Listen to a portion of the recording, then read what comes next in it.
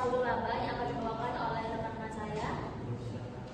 Yang pertama, Kurniasa. Baik, terima kasih. Di sini kita akan membahas tentang ekuitas saldo laba, di mana tujuan dari pembelajarannya ini, yang pertama itu kita harus tahu kebijakan dividennya, terus ada juga bentuk dividen, terus nanti materi kita juga ada tentang pemecahan saham, terus juga bagaimana pencatatan saham tersebut, serta penyajiannya dan laporan keuangan.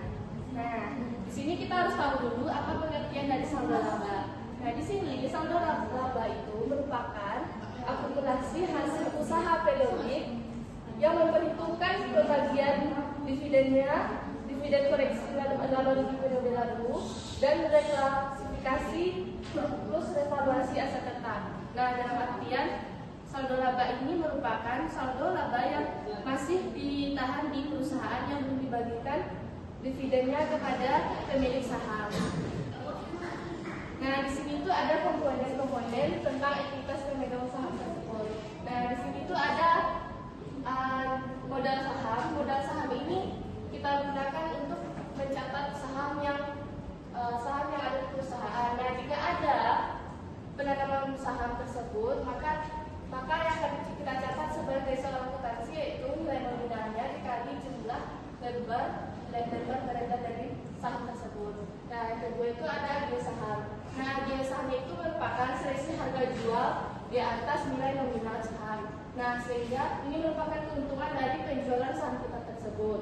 Nah, jika ada kerugian misalnya nilai nominalnya di bawah nilai pasar, maka itu merupakan disambil dari saham tersebut. Nah, yang ketiga itu ada saldo laba. Saldo laba ini dapat kita cari dengan laba ditahan ditambah laba atau rugi tahun berjalan. Nah, kalau jika memperoleh laba maka ditambahkan, jika rugi maka dikurangkan dari laba ditahan kita periode tersebut. Terus yang keempat itu ada namanya saham treasury. Nah, ini merupakan saham yang dibeli kembali oleh perusahaan, yang dimana perusahaan sudah menjual sebelumnya kepada perusahaan lain, akan tetapi dengan tujuan baru bisa jadi perusahaan tersebut membeli lagi kepada perusahaan tersebut. Nah, terus di sini itu kita dapat mencari nilai dari saldo laba akhir kita, yang mana kita dapat menambahkan saldo laba awal ditambah laba bersih dikurang dividen yang dibagikan. Nah, jika ada rugi maka akan mengurangi dari saldo laba awal kita ini. Nah, baik, untuk materi selanjutnya akan dijelaskan oleh Febrinis Rizky Yuan. Baik, saya akan menjelaskan tentang kebijakan dividen. Kebijakan dividen ada beberapa komponen. Yang pertama, stabil dividen policy. Dividen tetap per saham setiap periode memberikan kepastian bagi investor. Ini yang dimaksud. Dividen tetap per saham setiap periode meski laba fluktuatif, keuntungan, kepastian bagi investor retail, sinyal stabil perusahaan. Resiko saat laba rendah bisa tekan likuiditas. Yang selanjutnya, low regular plus extra. Dividen reguler rendah plus dividen ekstra saat laba tinggi. Di sini dividen dasar rendah tiap per saham plus ekstra saat laba surplus. Fleksibel, cocok perusahaan seperti manufaktur. Selanjutnya, constant payout ratio. Persentase tetap dari laba bersih, dividen berfluktuasi sesuai laba. Selanjutnya, residual dividen policy. Dividen dari sisa laba. Rumus dividen sama dengan laba bersih dikurang retained earnings untuk proyek. Ideal untuk perusahaan ekspansi cepat, tapi investor kurang suka. Selanjutnya, bentuk-bentuk dividen. Bentuk-bentuk dividen di sini ada beberapa komponen. Yang pertama, dividen cash. Dividen cash ini adalah bentuk dividen yang paling umum di masa perusahaan membagikan uang tunai langsung kepada pemegang saham. Dividen ini biasanya diberikan jika perusahaan memiliki kas yang cukup. Kedua, dividen saham. Dividen saham dalam bentuk perusahaan tidak membagikan uang tetapi memberikan tambahan saham kepada pemegang saham yang sudah ada. Jadi jumlah saham yang dimiliki investor bertambah meskipun nilai total kepemilikannya relatif tetap. Ketiga, dividen properti. Dividen ini dibagikan dalam bentuk aset selain kas, misalnya tanah, bangunan, atau investasi lain yang dimiliki perusahaan. Selanjutnya, keempat, dividen likuiditas. Ini terjadi ketika perusahaan membagikan sebagian modal kepada pemegang saham, biasanya karena perusahaan mengurangi skala usaha atau sedang dalam proses penutupan. Selanjutnya akan dijelaskan oleh Febrini.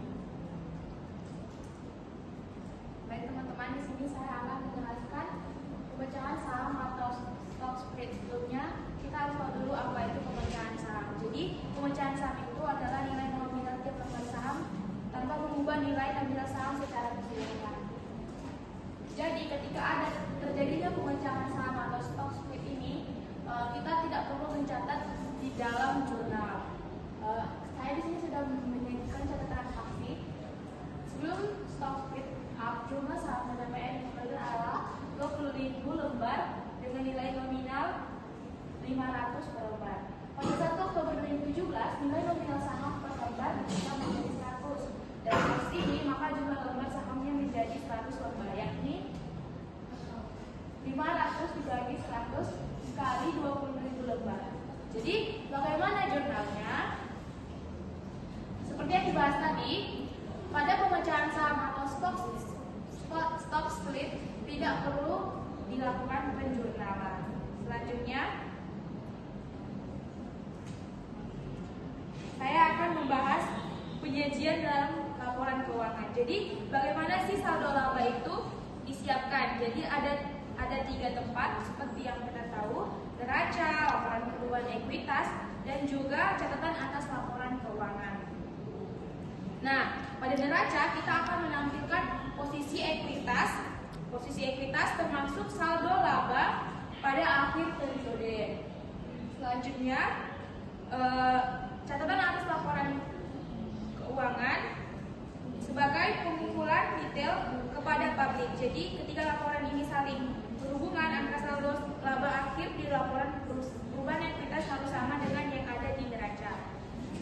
Selanjutnya, dalam perubahan ekuitas menjelaskan mengapa saldo laba berubah dari awal ke akhir periode.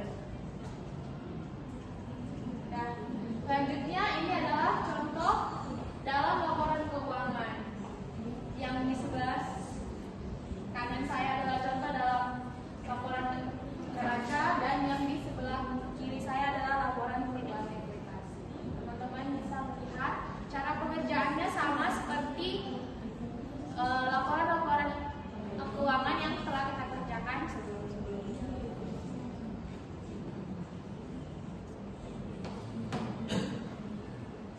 Baiklah teman-teman, dari kelompok 12 telah selesai melakukan presentasi. Apakah dari teman-teman ingin bertanya? Untuk kelompok lainnya dipersilakan untuk bertanya.